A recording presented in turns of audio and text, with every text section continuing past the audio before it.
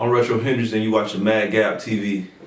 I'm from Mobile, Alabama, and I didn't come straight from Alabama to Mobile, to Texas. I went from joining the Army, and that's what really got me here. So I traveled a little bit before I got to Texas, but that's why I ended up here.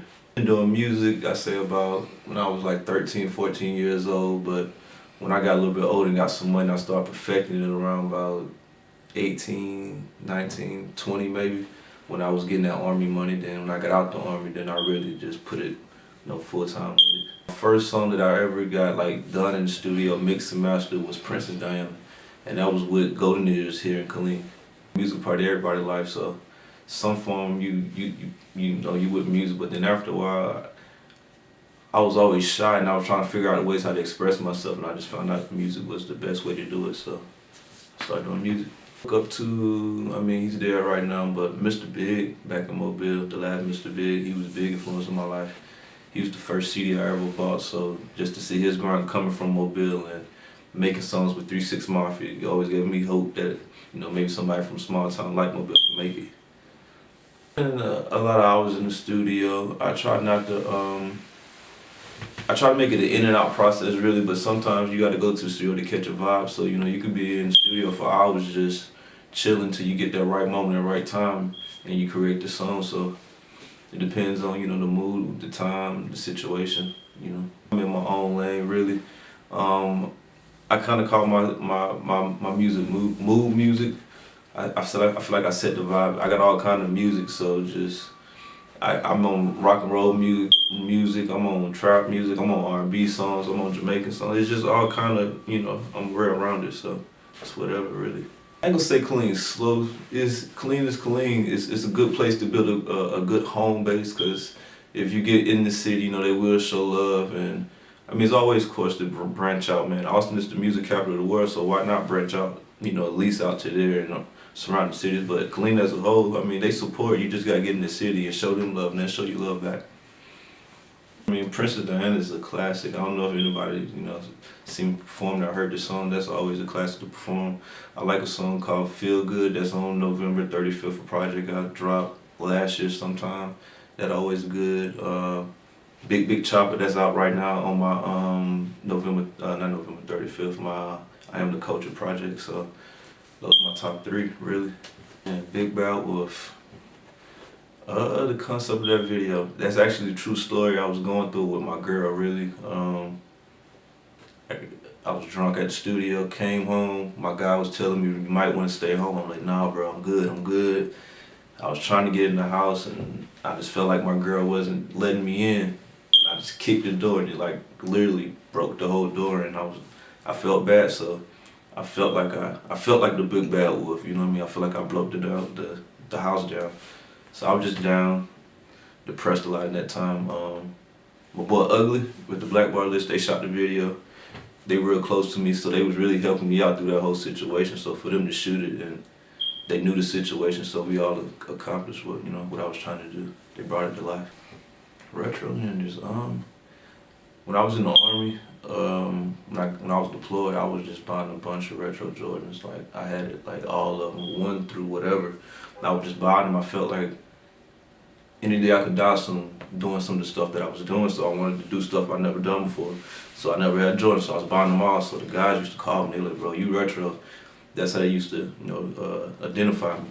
So I went with that, and my grandma used to listen to Jimi Hendrix all the time back in the day, so I just put it together in Retro Hendrix. Favorite songs on the EP, honestly, all of them. It's a 5-track EP, so it's not that many to choose from anyway. So all of them ride. It's a 15-minute track. That's that's a quick cleaning up your house, taking a shower, washing dishes. Quick little vibe, and I like it. I like all of them.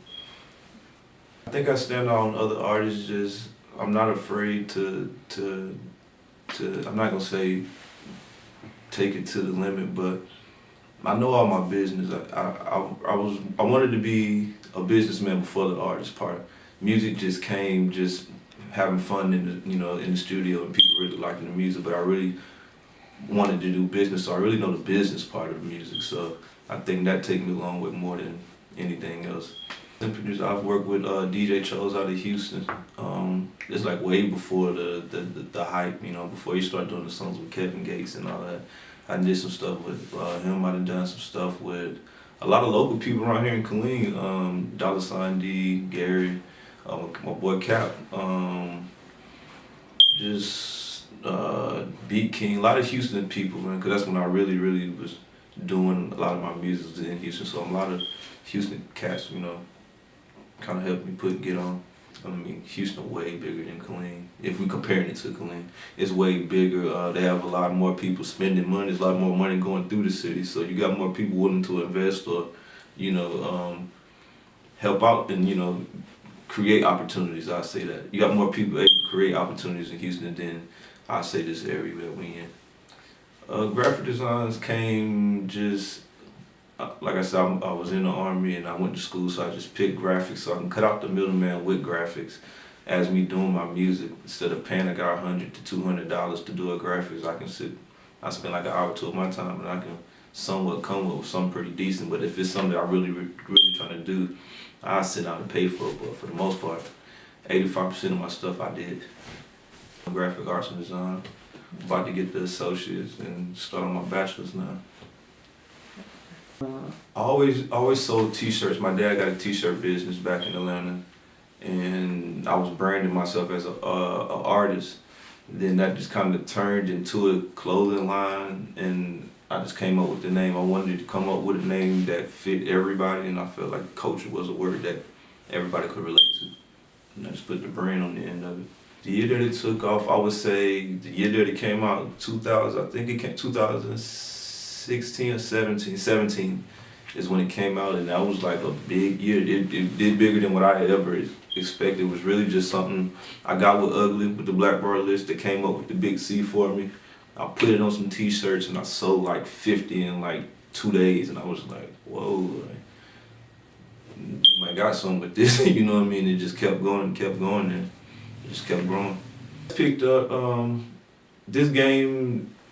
I wouldn't say I'm not a full-time fashion designer right now, so I don't give it the 100% that I feel like I should, not over the music. So like I said, it goes as much as I put into it. So I'm happy with the success so far. I know can go do more, but until then, you know, I'm happy.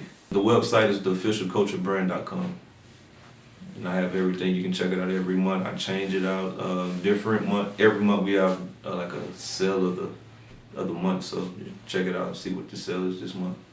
Eventually, I want, you know, my own store. Hopefully, the money that I can make off this music can fund me to get my own store, and I can put my family in positions to work, you know, in the store, or, you know, my close friends or whatever the case may be. But that's the goal. The Soulja Boy, right? I respect it. I mean, I came up on that era. That's the era of music that actually I came up on, so I remember all that stuff. So to hear those Drake references is like, yeah, bro, I remember yeah. Soulja Boy saying that first, you know what I mean? So, and he got facts, he got receipts, and you can't beat that. When somebody pull the facts and receipts out and dates, what can you do? You got receipts. You know, the other antics, that's marketing, you know what I mean? And that come with the game. Mm-hmm. Respect to the check. Right now, I'm caught in the in-between stage. I write all the time, and my guy that I record with, he always tell me the freestyle is better. So now I'm trying to do both at the same time to get the both feel. So I'm more of a writer right now. In the future, I might be freestyling. So I'm in all sports really. I like everything: football, basketball, soccer, tennis, whatever. Did you play sports yourself? I did. I ran track. I did track in high school. Had a scholarship to Clark, Atlanta. Just realized college just wasn't for me. I just didn't like it, and I went back home. Music has made a big influence on my life, big impact. With the people I met, I would never met you without music. A lot of my contacts, my T-shirt connects come from music. You know what I mean? Because they had a T-shirt connect, and let me get that connect. So. Music is big. It's about networking. Just I was telling my friend, you know, take advantage of every opportunity. You know, you never know what somebody got for outside of what you're here for. You know what I mean? So treat people right, and that go a long way.